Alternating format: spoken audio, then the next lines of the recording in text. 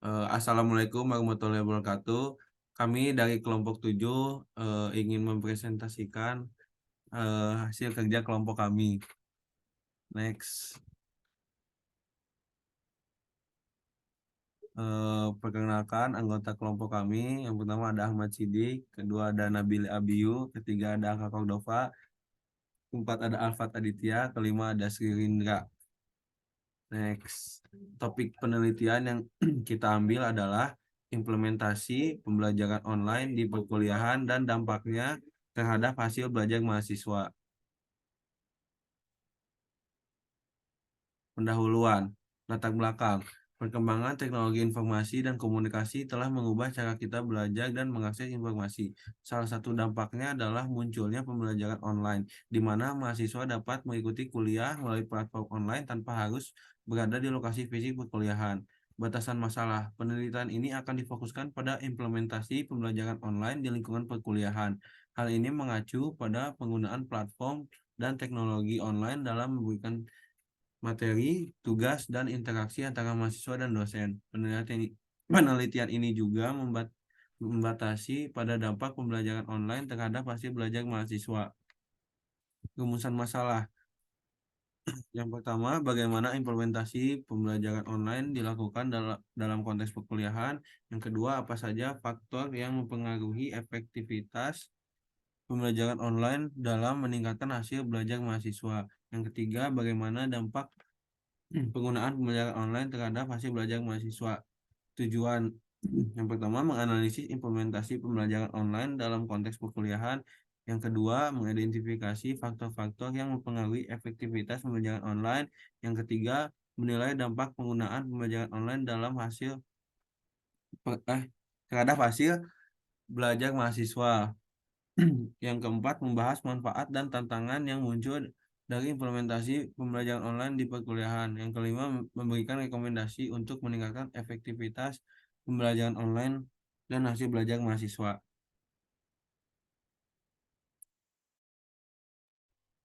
Kemudian ada pertanyaan penelitian dari kelompok kami. Yang pertama itu apa dampak implementasi pembelajaran online terhadap hasil belajar mahasiswa di perguruan tinggi.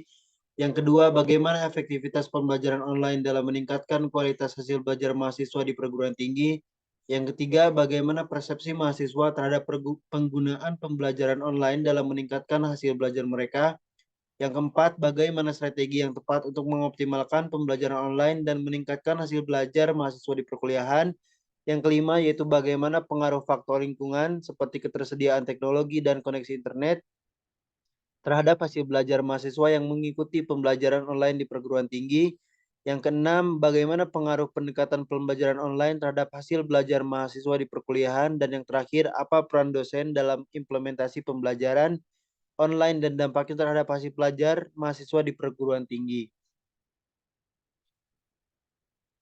Kemudian ini beberapa hasil dari penelitian yang kami lakukan untuk mendapatkan data yang lengkap dan akurat mengenai implementasi pembelajaran online di perkuliahan dan dampaknya terhadap hasil belajar mahasiswa. Dapat dilakukan pengumpulan data melalui kuesioner, dapat dilakukan dengan menyebarkan kuesioner secara online ataupun langsung kepada mahasiswa untuk mengumpulkan data mengenai pengalaman dan pendapat mereka tentang pembelajaran online, efektivitas pembelajaran online, kualitas materi pembelajaran online, dan sebagainya. Berikut adalah beberapa pertanyaan yang dapat dimasukkan dalam kuesioner seperti salah satu contohnya implementasi pembelajaran online, yang kedua hasil belajaran mahasiswa, dan masih banyak lagi.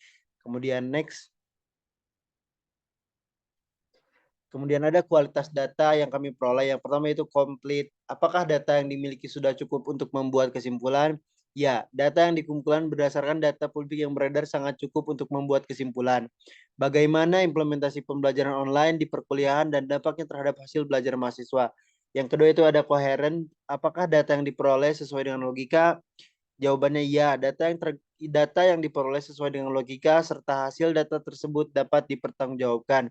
Dan yang ketiga itu correct. Apakah data yang diperoleh benar? Jawabannya benar. Data yang dikumpulkan sudah benar dan dapat dipertanggungjawabkan. Data ini diperoleh berdasarkan survei pembelajaran dari rumah yang dilakukan oleh Direktorat Jenderal Pendidikan Tinggi Kementerian Pendidikan dan Kebudayaan. Yang keempat, accountability. Tobi.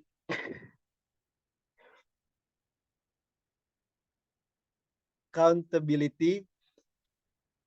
Siapa yang bertanggung jawab atas data yang diperoleh?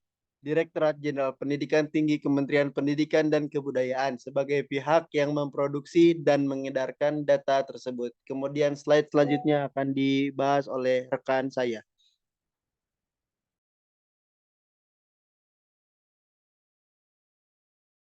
Oke, selanjutnya di sini ada deskripsi data.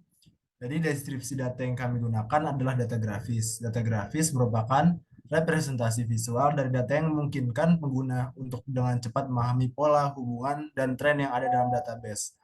Data grafis dapat berupa grafik, diagram, atau visual lainnya. Nah, yang pertama di sini ada metode dan alat yang digunakan pada pembelajaran daring. Jadi metode yang banyak dipakai sekarang ini adalah daring atau pembelajaran dalam jaringan yang menggunakan komputer atau online learning teknologi lainnya. Jadi dalam grafik tersebut dengan angka 98,15% dan 1,85% itu luring, yaitu pembelajaran tanpa jaringan komputer.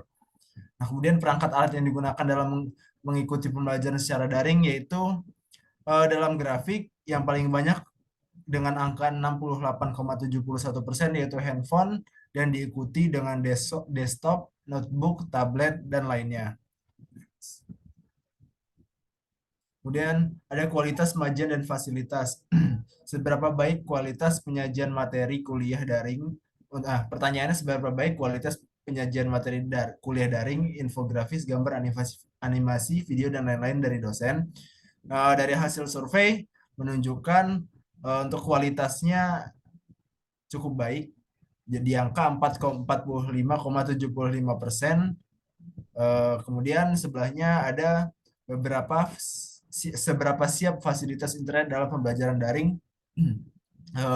Untuk survei, hasil dari survei adalah kurang siap karena jaringan internet tidak stabil, dan diikuti dengan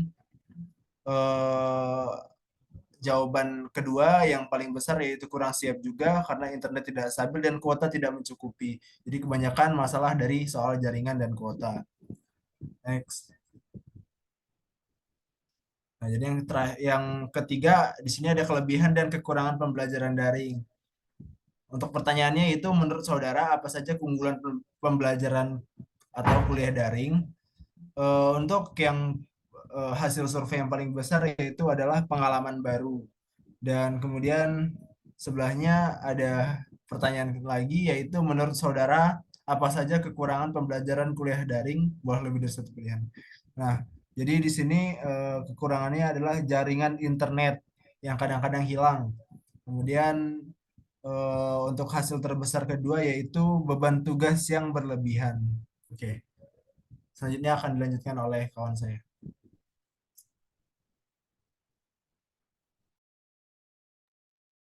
Ya, selanjutnya, apa dampak implementasi pembelajaran online terhadap hasil belajar mahasiswa di perguruan tinggi?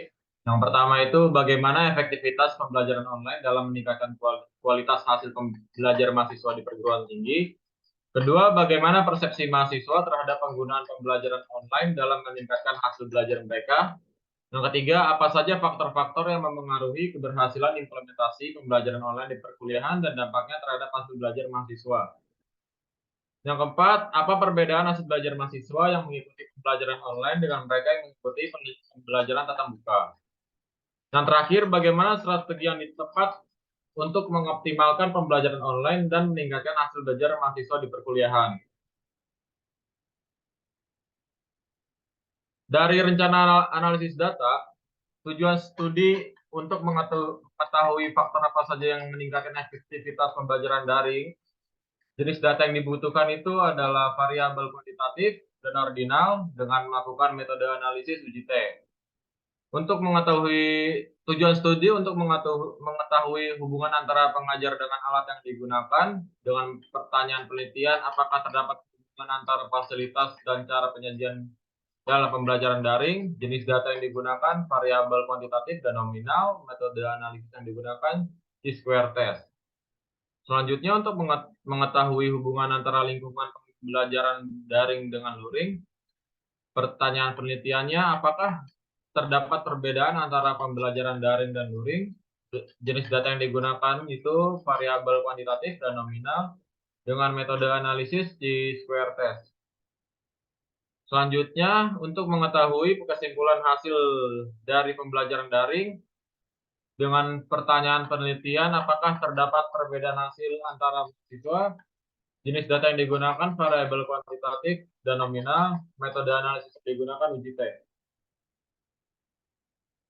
Sekian presentasi dari kelompok kami, kurang lebihnya mohon maaf.